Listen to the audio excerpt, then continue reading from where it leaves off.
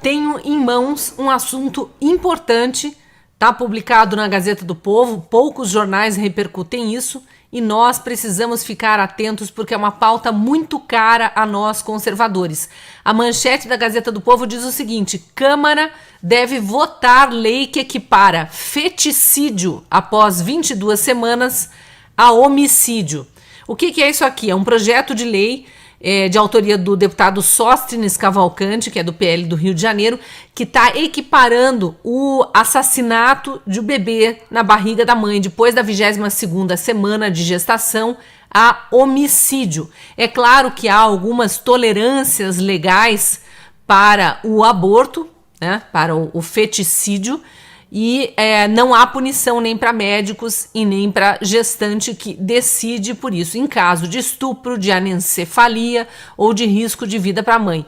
Em outros casos, é punição já prevista nas outras fases. Agora, essa questão da 22ª semana, se não virar lei, fica dando margem do aborto após a 22ª semana, fica dando margem para todo tipo de absurdo, como o recentemente autorizado pelo ministro Alexandre de Moraes, que, vamos lembrar, não tem voto de ninguém, ele não foi eleito pelo povo brasileiro, teve os votos lá no Senado quando foi indicado pelo presidente Temer para ser ministro do STF, foi sabatinado, mas ele não é um representante da população para decidir coisas em nome da população, e está decidindo, pressionado por esses partidinhos de extrema esquerda, como o PSOL, que ficam entrando com ações diretas de inconstitucionalidade, enfim, outras artimanhas jurídicas lá para forçar o judiciário a fazer o que o legislativo não faz ou o que o PSOL e outros partidos de extrema esquerda não conseguem no legislativo. Essa questão do aborto é clara. O ministro Alexandre de Moraes, recentemente, ele derrubou uma norma, uma regulamentação do Conselho Federal de Medicina, que por humanidade, dignidade, impedia uma injeção no feto após a 22ª semana, que provoca uma dor. Isso está provado já com vídeos, com exames feitos de ultrassom, né, feitos no bebê, na vida intrauterina, e essa injeção que foi autorizada pelo ministro Alexandre de Moraes é proibida até na medicina veterinária, não deixam fazer com fetos de animais.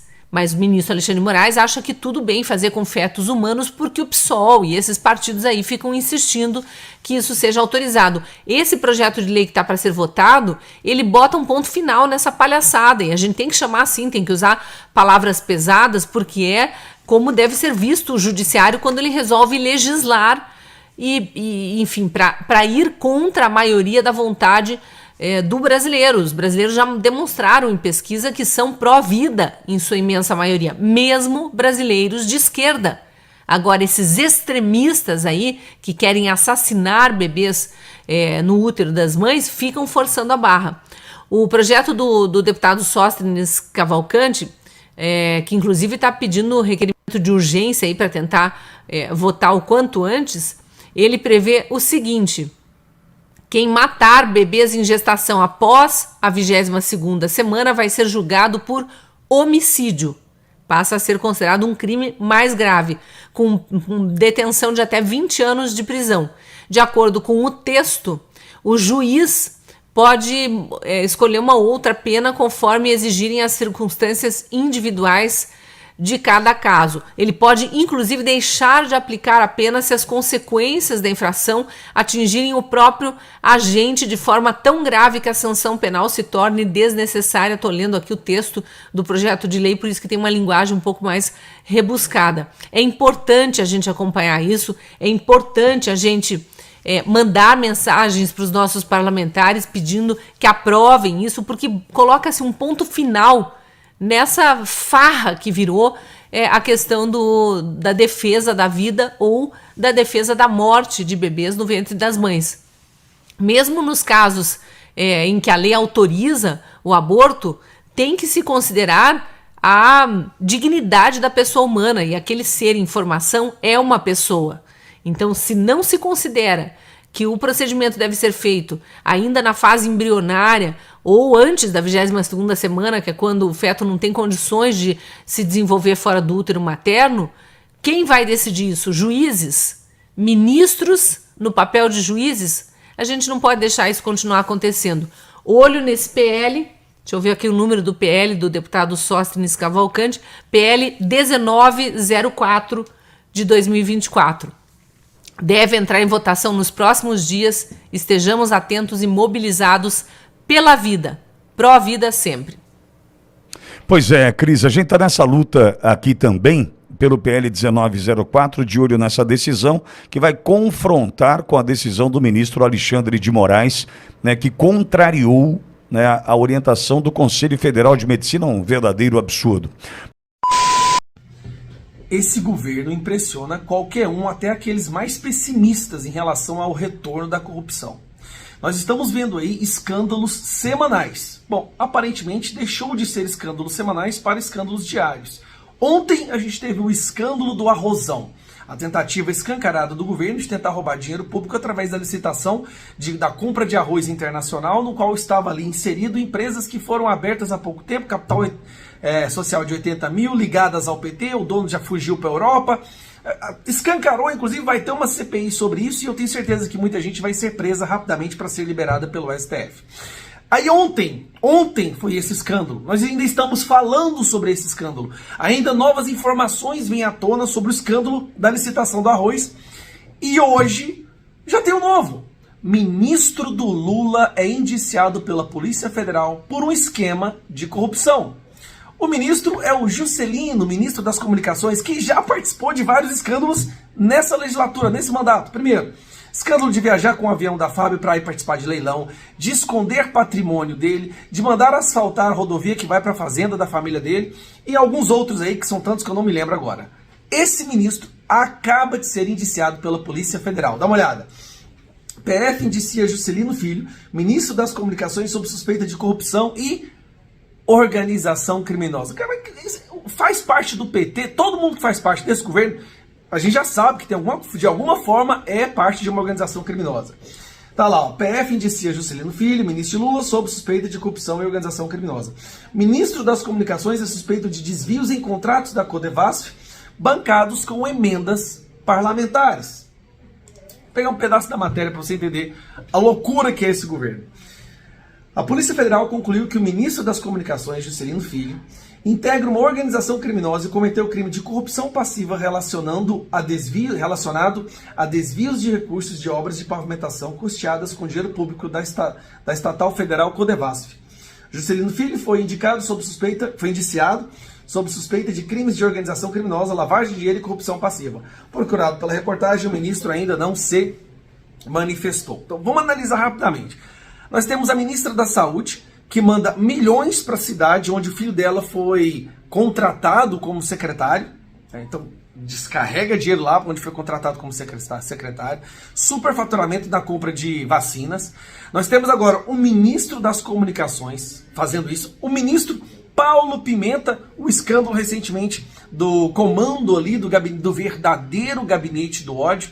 Né? E o Haddad outro ministro, o Haddad faz uma reunião com os banqueiros, no dia seguinte a bolsa desaba e o dólar sobe vertiginosamente. Aí o outro lá, o Paulo Teixeira, falando para a imprensa que não importa quais sejam as licitações, né? O Fávoro participando daquela coletiva de imprensa, onde o repórter pergunta quantas empresas estão dentro dos padrões, quantas não estão na licitação, isso não interessa. O Paulo Teixeira, isso não interessa. Nós estamos presenciando uma sequência de escândalos, de corrupção, de incompetência, que não dá tempo de terminar o debate sobre uma. Pensando bem, talvez essa seja até a estratégia do PT, porque eles sabem que não vão ser presos, eles sabem que a Polícia Federal, que a Suprema Corte Federal vai liberar todos eles. Então a estratégia deles é não dar tempo de aprofundar nas investigações dos escândalos. É um escândalo após o outro. Em alguns meses, eu acredito que nós vamos ter mais de um escândalo por dia. Em relação ao indiciamento do ministro, a gente sabe que não vai dar em nada, vamos ser sinceros aqui. Em breve, os policiais federais que participam dessa investigação vão ser realocados, ou vão ser exonerados, ou vão ser perseguidos. O responsável pela investigação vai ser provavelmente demitido. E a Suprema Corte vai considerar essa investigação inconstitucional, um ataque à democracia, e todas as pessoas envolvidas serão presas. E é assim que funciona o Brasil. Porque tem que liberar vaga para senhorinhas de 73 anos que estão sendo condenadas a 17 anos de prisão por estarem em frente ao quartel-general no dia 9 de janeiro de 2023. Tem que liberar espaço, né, para senhorinhas, para as tias do Zap, para essas pessoas que representam um grande perigo para a nossa democracia. Porque esse é o Brasil que a gente vive agora.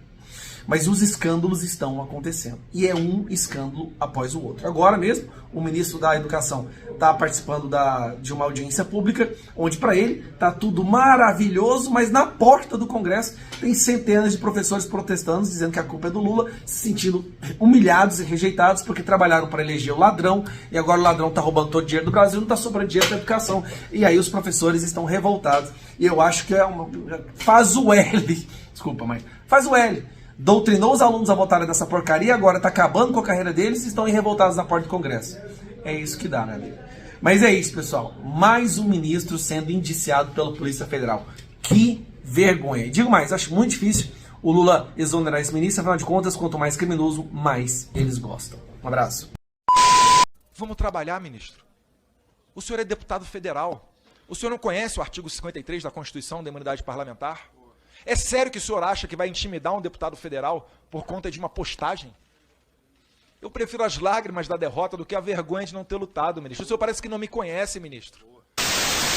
Primeiro perguntaria se é verdadeiro o áudio que circula nas redes sociais, onde o senhor acredita que aqueles que Vossa Excelência considera como criminosos de fake news mereçam a pena, né, dos desertores em tempo de guerra, quinta coluna. Porque isso é gravíssimo. Isso aí, na verdade, é uma ameaça de morte, porque aos desertores cabe a pena de fuzilamento, do paredão. Pergunto a Vossa Excelência se realmente é esse o desejo de Vossa Excelência. Né? Eu imagino qual seja a resposta. Né? Eu não me intimido, mas, obviamente, o recado vai para todas as outras pessoas.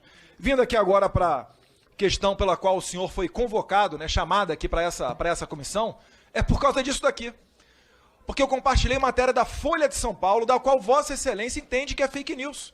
Eu pergunto, o senhor, né, ofereceu uma denúncia ao ministro da Justiça, que encaminhou ao STF, foi distribuída, agora a relatoria da Carmen Lúcia, né, pela primeira vez foi distribuída, que antes o Alexandre de Moraes avocava tudo para si. Mas eu pergunto aqui, onde é que está a fake news? Após 4 dias de chuva, o governo Lula autoriza envio das Forças Nacionais para o Rio Grande do Sul. Meus caros deputados, colegas que estão aqui, amanhã, qualquer um de nós aqui que tem rede social pode virar alvo desse ministro, ou quem sabe, amanhã, se mudar o governo, se nós tivermos o mesmo nível de escrúpulo, que eu garanto que eu não tenho, mas imaginemos que retorno Bolsonaro ou alguém de direita, a gente mantém o mesmo nível de um ministro como esse, venha a perseguir os senhores aqui da esquerda, do PT, do PSOL, por compartilhar matéria da grande imprensa. É Folha de São Paulo. Não dá nem para dizer que é um blog da extrema-direita. E aqui, utilizando o que o senhor escreveu para o ministro Lewandowski, que estava constrangido ao falar conosco, onde ele praticamente disse que se viu obrigado a colocar adiante a denúncia, mas que o problema vinha de Vossa Excelência. Eu estou sendo investigado criminalmente pela Polícia Federal, graças a uma conduta de Vossa Excelência, que parou tudo o que estava fazendo, imagino, né? Ou não estava fazendo nada, em meio à tragédia, para dizer o seguinte: Eduardo Bolsonaro criticou a ajuda do governo federal ao Rio Grande do Sul, ao mencionar que o governo levou 4 dias para enviar esforços à região. Interações, 4,8 mil, inscritos, 2,8 milhões, e vem o link ali embaixo. Ministro, vamos trabalhar, ministro. O senhor é deputado federal. O senhor não conhece o artigo 53 da Constituição da Imunidade Parlamentar? É sério que o senhor acha que vai intimidar um deputado federal por conta de uma postagem? Eu prefiro as lágrimas da derrota do que a vergonha de não ter lutado, ministro. O senhor parece que não me conhece, ministro. Eu vou seguir aqui adiante, porque não sou só eu, não. O que circula no corredor é que os deputados federais vão ser liberados, mas que os chamados peixes pequenos aqui, youtubers, etc., serão condenados de alguma maneira, mesmo sem haver previsão legal para crime de fake news. Tem aqui o jornalista Tiago Asmar, conhecido como Pilhado, afirmou que o empresário Luciano Hang está ajudando mais o Rio Grande do Sul do que o governo federal. Isso é uma opinião. O senhor está querendo criminalizar uma opinião contrária. E ainda, a linha acessória, a assessoria de comunicação dos senhores, chamada Globo News, Daniela Lima, falou, fazendo um guia de como identificar fake news. Fala que as pessoas começam a postar falando que civil salva civil. Que bom que nós tivemos a ajuda dos civis. Que bom que os voluntários foram lá ajudar. Porque os senhores não conseguiram prover uma resposta imediata. Os senhores sabem que a popularidade de vocês caiu, tanto que escalaram um secretário de comunicação para gerir a reconstrução de uma cidade, e não um engenheiro, um administrador ou um bom gestor. É lamentável, senhora presidente, que estejamos... Né,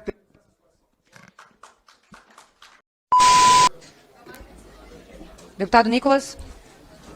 Boa tarde a todos. Senhor ministro, o senhor pediu para poder tirar das notas taquigráficas montanhas, mas isso é fácil, difícil é tirar da lista de propina da Odebrecht. Segundo, a tua fala pomposa e a tua sinalização de virtude, né? Tira o seu óculos quase de forma melodramática para poder sinalizar uma virtude que o senhor não tem, é porque é o único instrumento de arma que o senhor tem aqui hoje. Afinal de contas, se for de fato fazer a discussão honesta, o senhor não tem argumentos. Afinal de contas, o senhor parece ser extremamente seletivo quanto a... O senhor diz que quer combater censura e não fake news. Ora, os teus influenciadores de esquerda disseram que Madonna enviou milhões para o Rio Grande do Sul. O que o senhor vai fazer a respeito? A nada, claro, né, porque é de esquerda. O que o senhor gosta de fazer é ir atrás, por exemplo, do Eduardo Bolsonaro, que nada mais diz do que uma manchete da Folha de São Paulo. Após 4 dias de chuvas, o governo Lula autoriza envio da Força Nacional para o Rio Grande do Sul. Inclusive, não foi somente ele, né? Foi diversas pessoas, que inclusive pessoas que eu acredito que está ajudando mais do que o senhor, porque afinal de contas a tua raiva com a internet é porque ela mostra verdades que o senhor quer esconder. E eu digo aqui algumas delas. Primeiro, você tem aqui nessa manchete, que foi 4 dias depois, o Estado enviou 25 caminhonetes, 2 ônibus, 1 caminhão e 3 botes. Enquanto outras pessoas, sem entrar aqui em nenhum mérito ideológico, desde o Whindersson Nunes até Papo Massal, desde Nego Di até Luciano Hang, o senhor foi atrás, por exemplo, do Thiago Asmar, que disse que Luciano Hang ajuda mais que o Rio Grande do Sul que o governo federal. Ora, isso não passa de mera opinião. Assim como tem diversas opiniões. E o senhor trata isso como se fosse um crime de fake news. Inclusive, fake news que o senhor comete nas redes sociais, dizendo que não houve facada, chama a facada do Bolsonaro de fakeada. Ou seja, o senhor não tem moral para poder dizer a respeito disso. E aí, o senhor se indigna mais em um áudio que vazado, dizendo que temos que fazer guerra contra quem comete fake news. Mas o senhor não indigna tanto quando sai um escândalo com relação à licitação de arroz.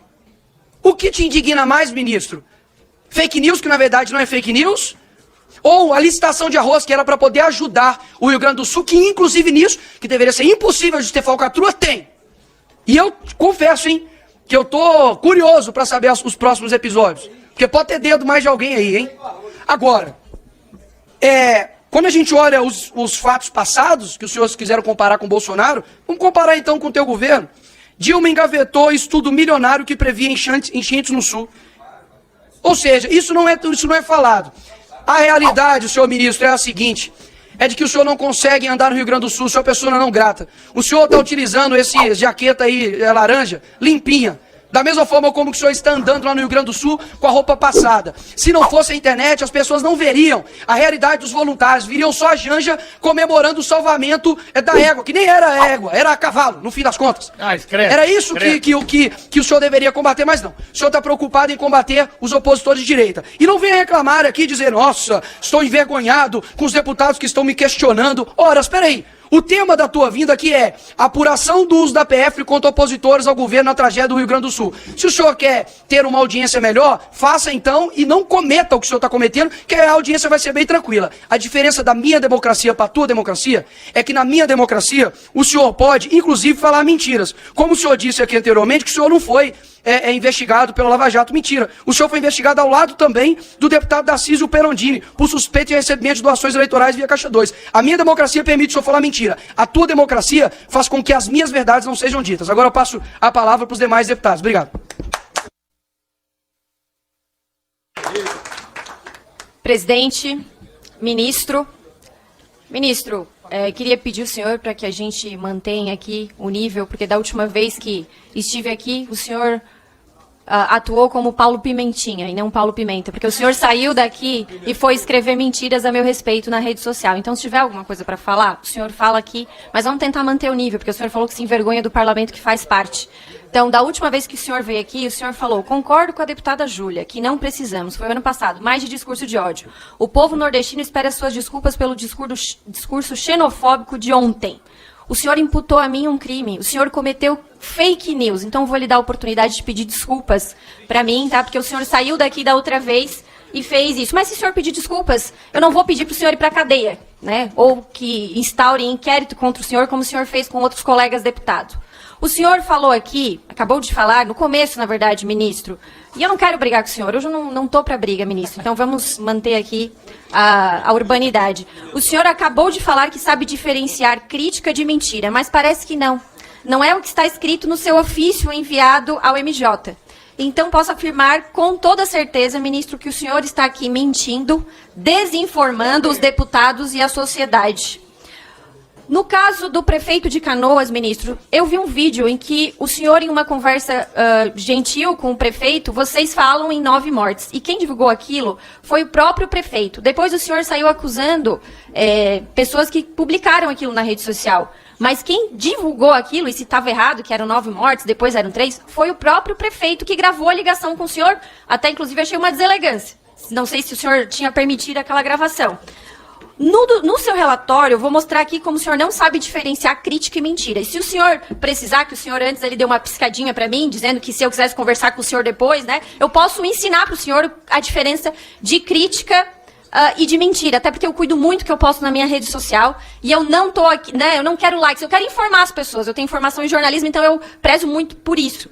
A usuária Estepaiano, ela publicou uma crítica que o Estado, como ente centralizador até agora, só entregou dificuldade e ineficiência. Isso aqui, ministro, é uma crítica. E não foi sequer uma crítica ao governo Lula. Foi uma crítica genérica ao Estado, que pessoas fazem todo dia. Porque as pessoas pagam muitos impostos, altos impostos, mais ainda agora no governo Lula, que tem uma sanha arrecadatória, né, de tirar dinheiro do bolso do povo trabalhador, é o que o PT prega, é muito grande. Então as pessoas são insatisfeitas com o Estado, seja qual governo for, não foi nenhuma crítica ao Lula. Então, eu queria, especificamente sobre esse comentário, ministro, o senhor não acha que o senhor se ultrapassou o seu limite ali e, nesse caso do comentário da Estepaiano, e errou? Porque eu acho que é nobre de alguém admitir quando erra. Obrigada. Eu vou passar o tempo agora para o deputado Marco Feliciano. Obrigado, deputada Júlia. Deputado Paulo Pimenta, ministro, por quem tenho muito respeito, nós perdemos uma grande chance nessa tarde de falarmos de fato sobre fake news. Esse era o objeto da nossa discussão. Fake news que hoje atrapalha de fato o Brasil, não apenas as matérias ensejadas ou escritas, mas tudo aquilo que nós sentimos, o medo que hoje um parlamentar como eu sinto em falar qualquer coisa e poder ser arrolado no inquérito que já se perdeu de vista. Eu ouvi aqui várias coisas sobre Vossa Excelência, ministro. Eu vi aqui alguém falar sobre a Boate Kiss, eu nem sabia disso. Eu fico profundamente indignado sobre isso. Isso é muito sério o que aconteceu. Eu vi também que o senhor Benedito Maltosa licitou como receptador de propina. Um primo de Vossa Excelência denunciou o senhor como laranja no esquema de 12 milhões. A BBC News disse que o senhor não acredita na mídia comercial, porque não acredita porque eles fazem fake news, né? Informaram que houve constrangimento, por exemplo, do partido de Vossa Excelência, quando Vossa Excelência foi elevado a esses últimos 2 cargos. Pois bem, veja só, tudo isso pode ser fake news, mas ninguém está preso por isso. Por que prender apenas as pessoas que atuaram nesse caso no Rio Grande do Sul? Eu acho que a nossa democracia tem que ser plena de verdade. A plenitude da democracia, a liberdade do deputado tem sido ameaçada. Como eu disse, nós perdemos a grande oportunidade aqui nessa casa de falarmos isso. Nós temos um deputado preso até hoje, foi preso, foi cassado por essa casa por falar. E semana passada tivemos um que, com documentos, com a sua própria fala, não foi cassado, simplesmente porque os amigos cuidaram dele. Ou seja, aos amigos do rei, tudo, e aos inimigos do rei, apenas o rigor da lei. Perdemos uma grande chance. E eu queria só terminar fazendo uma pergunta para o senhor. O assunto fake news, por quê das suas declarações dizer que tem que ser preso a pessoa? Por que tem que judicializar isso? Já foi tanto aqui falado que não houve nem fake news, foi apenas opinião. Por que fazer isso agora, ministro Paulo Pimenta? É a minha pergunta a Vossa Excelência. Ministro, antes de responder, considerando que o senhor ficou 10 minutos ausente e nós tínhamos para encerrar o bloco a liderança da oposição, podemos agregar e depois o senhor responde todos juntos? Vamos combinar, cumprir o que foi combinado, presidente. Mas a gente não estava com os 10... Posso responder, presidente? Eu quero fazer quero que se garanta a minha palavra. Estou inscrito, presidente. Senhora presidente. Inscrição por inscrição tem um monte. Eu também estou inscrito, presidente. Eu também estou inscrito, presidente. Ficou combinado às 18 horas e o ministro vai fazer as... Tá, ministro, pode responder. Pode responder, ministro. Ministro, com a palavra. Vamos ver se está funcionando. Chego no final e quem sentar na janela. Presidente, infelizmente, mais 3 manifestações sem que tenham dito absolutamente nada sobre o que nós estamos vivendo no Rio Grande do Sul. Nenhuma preocupação com a situação do nosso Estado, nenhuma situação que envolva as vidas que foram perdidas, nenhuma fala sobre a necessidade da manutenção dos empregos, nenhuma ideia de como a gente pode mobilizar a sociedade gaúcha para retomar a atividade econômica, a geração de empregos, olhar para o futuro. Eu lamento, presidente, lamento profundamente, porque nós estamos vivendo um momento muito importante no nosso Estado. Um momento de união, de reconstrução. De uma forma geral, independente das questões políticas partidárias, um clima de harmonia e de parceria que tem orgulhado a todos nós. Nesses 30 dias conseguimos dar muitas respostas, investimentos para poder ajudar a vida das pessoas que mais precisam. O presidente Lula já esteve 4 vezes no nosso Estado, mostrando absoluto compromisso, solidariedade, afeto, empatia. E eu tenho muito orgulho, presidente, Ministro, o senhor não vai responder de ter as sido perguntas? designado pelo presidente Lula para cumprir essa tarefa. E vou trabalhar, presidente, todos os dias para poder estar à altura dessa tarefa e dessa responsabilidade que me foi confiada. Eu sei que não é uma tarefa fácil. Eu sei que não é uma tarefa simples. Nosso Estado vive hoje a maior crise climática, meteorológica, econômica da sua história. E nós vamos ter que ter uma enorme capacidade de enfrentar todos os desafios. Evidente que nós temos a noção dessa responsabilidade, dessa complexidade. E eu tenho certeza que a gente pode contar com esse parlamento, que tem dado inúmeras demonstrações nesse sentido. Por isso eu agradeço muito, presidente, o convite. Foi muito importante para a gente poder divulgar as coisas que o governo está fazendo, mostrar para o povo brasileiro a verdade, aquilo que é importante, que mexe com a vida das pessoas, que é o que a gente tem que fazer nesse momento, né? Pensar em todos e todas, mas especialmente aqueles que mais precisam, na hora que elas mais precisam. Muito obrigado, presidente. Tem a réplica do bloco, presidente. Antes de encerrar, eu vou conceder a palavra ao líder da oposição. Mas independente da presença do ministro. Não. É a réplica desse bloco, ministro. É a réplica. Fugir. É a réplica. É a réplica do bloco. Ministro do PC, chega aqui, foge. Fujam.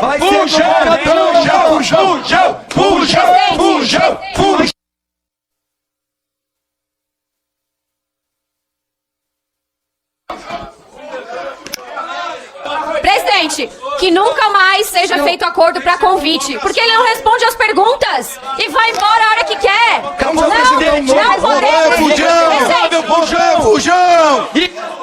Só para esclarecer, o ministro está como convidado, se ele não quiser responder, ele não precisa, mas como a gente tinha combinado com a oposição que nós iríamos encerrar o bloco e o ministro demorou mais de 10 minutos no banheiro, eu vou conceder a palavra ao líder da oposição, depois encerramos a reunião. Depois nós vamos encerrar a reunião. Deputado Felipe Barros, para a comunicação da liderança da oposição.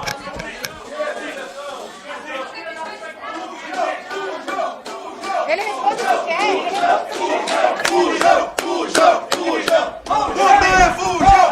É importante deixar registrado, senhora presidente e demais deputados, que o ministro é um fujão. Meus amigos, o caldo entornou para o governo Lula.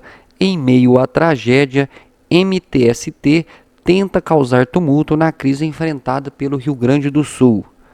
Em meio às enchentes que afetaram mais de 2,3 milhões de pessoas no Rio Grande do Sul, com 422 mil desalojadas, o movimento dos trabalhadores sem teto invadiu o antigo prédio do Instituto Nacional do Seguro Social, INSS, no centro histórico de Porto Alegre.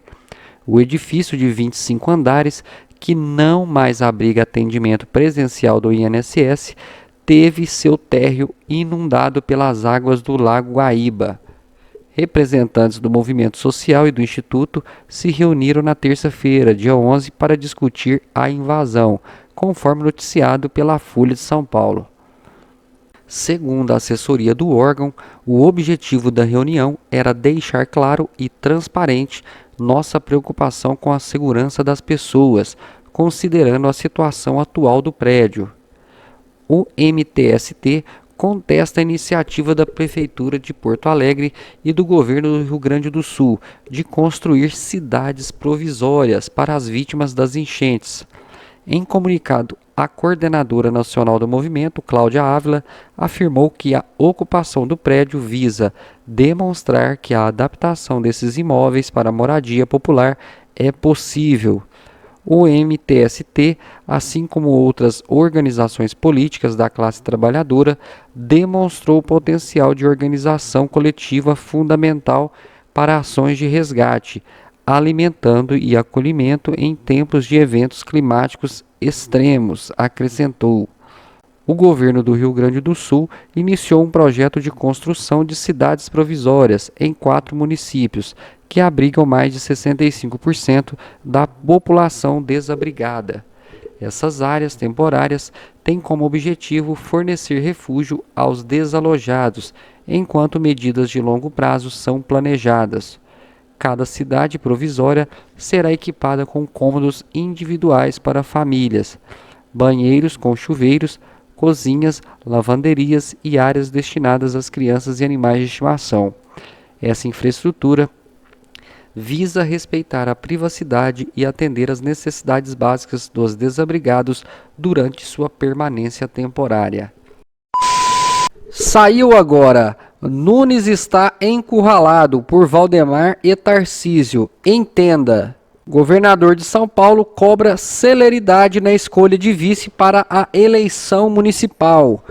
O governador de São Paulo, Tarcísio de Freitas, do Republicanos, pediu nesta segunda-feira rapidez ao prefeito de São Paulo, Ricardo Nunes, do MDB, na escolha do candidato a vice para a eleição municipal de outubro.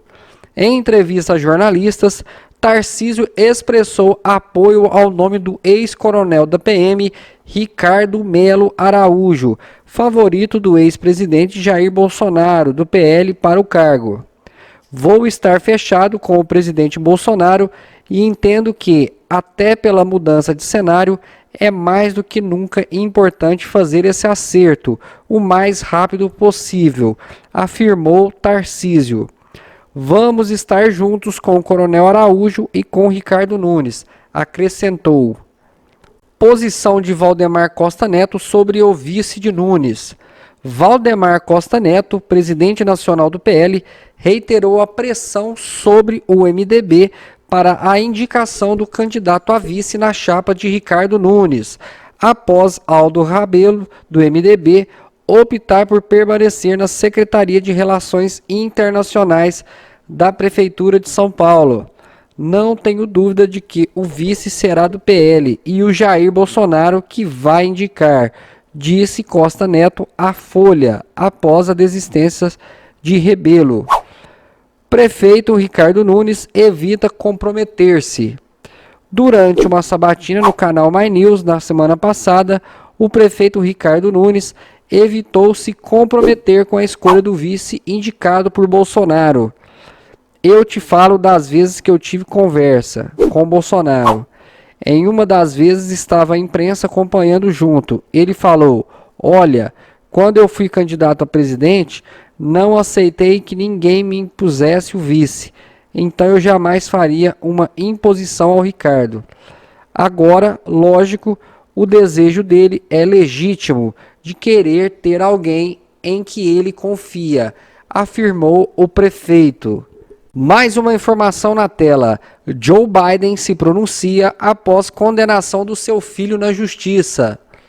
O presidente dos Estados Unidos, Joe Biden, afirmou que respeitará a decisão da Justiça Federal que condenou seu filho, Hunter Biden, por posse de arma. Logo após o anúncio do julgamento, o presidente americano fez uma declaração à imprensa sobre o assunto. Ele disse: "Como disse na semana passada, sou presidente, mas também sou pai", afirmou Biden em um comunicado. "Jill e eu amamos nosso filho e temos orgulho do homem que ele se tornou. Muitas famílias que viram seus entes queridos lutarem contra o vício entendem o orgulho de ver alguém que você ama sair dessa, forte e resiliente em sua recuperação. Como também mencionei na semana passada, aceitarei o resultado desse caso e continuarei a respeitar o processo judicial, enquanto Hunter considera se vai recorrer ou não", acrescentou Biden. "Jill e eu estaremos sempre ao lado de Hunter e de nossa família com nosso amor e apoio. Nada jamais mudará isso." Nos Estados Unidos, a sentença é aplicada em uma data posterior ao julgamento e ainda não se sabe quando a pena de Hunter será tornada pública. Pelos 3 crimes, ele pode ser condenado a até 25 anos de prisão, embora a pena máxima seja improvável, já que ele não é reincidente. Hunter comprou uma arma em 2018, mas teria mentido ao não informar as autoridades federais que usava drogas na época. O julgamento de Hunter Biden movimenta o cenário eleitoral, pois a condenação pode ser usada como arma pelos republicanos para atacar a candidatura democrata à reeleição. Com o comunicado dessa terça-feira, Biden busca também contrapor o discurso do republicano Donald Trump, que se prepara para ser novamente seu adversário nas eleições presidenciais.